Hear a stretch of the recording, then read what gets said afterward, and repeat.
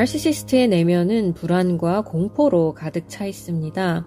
그 부정적인 감정을 어떻게든 타인에게 전가시켜야만 그 감정으로부터 잠깐이라도 벗어나 자유를 누릴 수 있죠. 나르시시스트가 상대방에게 불안을 전가시키는 행위는 이들에게 마치 진통제와 같은 작용을 한다고 볼 수 있어요. 마치 부상당해 고통 속에 신음하던 사람이 마약성 진통제를 맞았을 때 순간적으로 고통을 잊고 평안을 느끼게 되는 것과 같습니다. 이들이 계속해서 상대방을 괴롭히면서도 자기를 못 떠나게 계속해서 붙드는 이유가 바로 여기에 있죠.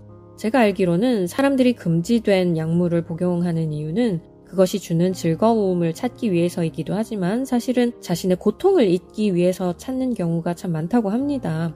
자신의 고통을 잊기 위해 금지된 약물을 찾아 헤매는 중독자들처럼 나르시시스트는 자신의 공포와 불안을 전가시켜 잠시나마 안정을 느끼게 해줄 대상에게 중독되어 살아갑니다. 그리고 피해자는 나르시시스트의 감정을 계속 전가받으면서 시간이 지날수록 점점 나르시시스트와 비슷한 내면을 가지게 되죠. 나르시시스트로부터 전가받은 공포와 불안으로 가득한 내면을 갖게 되는 겁니다. 평소 아무 일이 없고 평안할 때에도 늘 불안을 느끼는 나르시시스트들. 그렇다면 이들이 평소보다 특별히 더 큰 불안을 느낄 때면 어떤 행동을 할까요? 오늘은 이들이 갑자기 과도한 불안감을 느낄 때 어떻게 행동하는지에 대해 얘기해 보려고 합니다. 나르시시스트들이 불안한 상황을 맞이했을 때 하는 행동을 5가지로 정리해 보았습니다.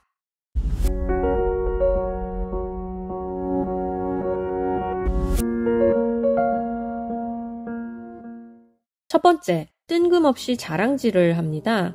나르시시스트들은 자신이 다른 사람보다 열등하다는 느낌을 받을 때 굉장히 큰 불안감을 느낍니다. 무시당할까봐 불안감을 느껴요.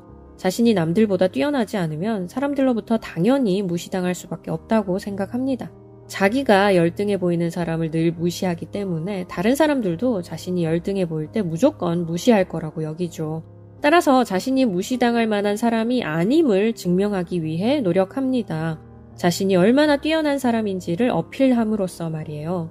나르시시스트가 자랑을 할 때 보통 사람들과 참 많이 다른 점이 뭐냐면 이들은 대화의 맥락과 상관없이 갑자기 자기 자랑을 하기 시작해요.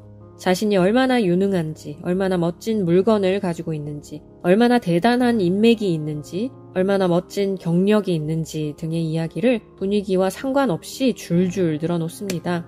자기 자랑을 하더라도 때와 장소에 맞게 다른 사람을 존중해 가면서 한다면 그 사람을 나르시시스트라고 말할 수는 없어요. 나르시시스트들은 남들이 이야기를 듣고 싶어 하건 말건 상관없이 뜬금없는 타이밍에 자기 자랑을 하고 또 타인의 장점을 인정하지 않으면서 깎아내리고 무시하는 경향이 있어서 문제가 됩니다. 두 번째, 지적하고 비난합니다. 이들은 다른 사람들을 비난하거나 공격하면서 자신의 불안감을 해소하려고 합니다. 자신이 불안하기 때문에 상대방을 불안하게 만들어서 감정을 전가시키는 방식이에요. 나르시시스트들의 굉장히 전형적인 행동이라고 볼 수 있죠. 따라서 갑자기 나르시시스트가 당신을 비난하려 든다면 당신 때문에 불안함을 느껴서 그런 행동을 하고 있는 것일 수 있습니다. 물론 당신이 뭔가를 잘못해서가 아니에요. 오히려 뭔가를 잘해서 그럴 가능성이 크죠. 자신이 가지지 못한 무언가를 당신이 갖고 있거나 자신이 아무리 노력해도 가질 수 없는 것을 당신이 성취해냈거나 또는 자기 앞에서 다른 사람을 칭찬했거나 당신으로 인해 상대적으로 자기의 무능이 드러났거나 하는 등의 상황에 나르시시스트는 걷잡을 수 없는 불안을 느끼고 당신을 비난하기 시작합니다. 실컷 공격하고 상대에게 피해를 주고 나서는 자기가 피해를 입었다고 주장하며 상대방을 가해자로 몰아가는 것은 바로 이 심리에 기반한 것이기도 해요. 상대방이 자신을 조종해 나쁜 행동을 하게 만들었다고 어처구니 없는 주장을 하는 데에도 이 심리가 작용하죠. 상대방은 아무 잘못이 없는데 나르시시스트가 혼자서 열등감을 느껴놓고는 상대방이 자기에게 나쁜 짓을 했다고 해석하는 겁니다. 참 유치하기 짝이 없죠. 세 번째, 무미건조한 태도를 유지할 때도 있습니다. 나르시시스트는 넘치는 불안감을 느끼더라도 무미건조한 태도를 유지하려고 노력하는 경우가 있습니다. 책 잡히기 싫어서 태연한 척, 감정에 흔들리지 않는 척 안간 힘을 쓰고 있는 거죠. 평생을 감정에 휘둘리지 않으려 고군분투해온 사람들이기 때문에 이들에게는 익숙한 방식이라고 볼 수 있어요. 그러나 겉으로만 침착해 보일 뿐이지 정말 마음이 평온해서 조용히 있는 상태가 아니기 때문에 조심할 필요가 있습니다. 몸이 건조하고 침착해 보인다고 옆에서 잘못 건드렸다가는 큰일 날 수가 있어요. 이들이 이렇게 불안이 가득한 상태에서 냉정한 태도를 연기할 때는 마치 무엇과 같냐면 며칠 굶은 사람이 맛있는 음식 앞에서 배가 안 고픈 척 태연히 가만히 앉아있는 것과 같습니다. 꾹 참고 있는 거예요. 누군가가 옆에서 말 한마디 잘못하면 이성을 잃고 자신의 욕구에 잡아먹힌 사람처럼 광분할 수도 있으니 조심하시기 바랍니다. 네 번째, 사람들로부터 고립됩니다. 나르시시스트는 과도한 불안감을 느낄 때 자신을 보호하기 위해 다른 사람들로부터 멀어지거나 고립될 수 있습니다. 이는 다른 사람들의 비판이나 평가를 받지 않으려는 자기 방어적인 행동이라고 할 수 있어요.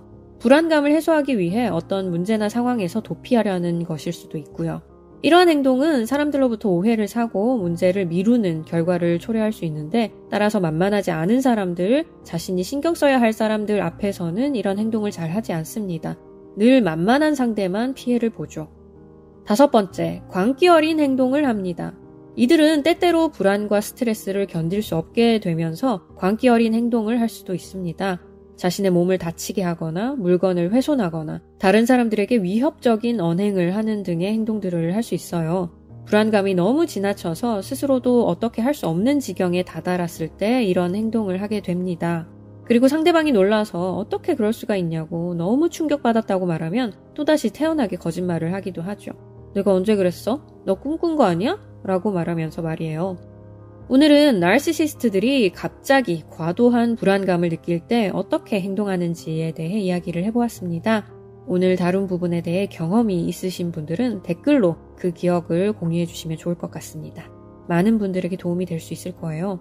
만일 나르시시스트와의 관계로 인해 심각한 고통을 겪고 있다면 전문가의 도움을 받는 것이 최선임을 늘 기억해 주시고요. 그럼 여러분의 모든 문제가 다 해결되기를 바라면서 저는 또 다음 시간에 뵙도록 하겠습니다.